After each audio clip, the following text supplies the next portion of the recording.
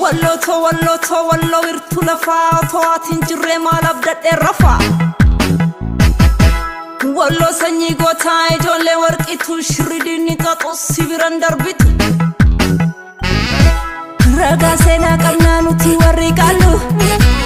hayyu mafqotu malakkamoti jalu moti warra jara karara maksite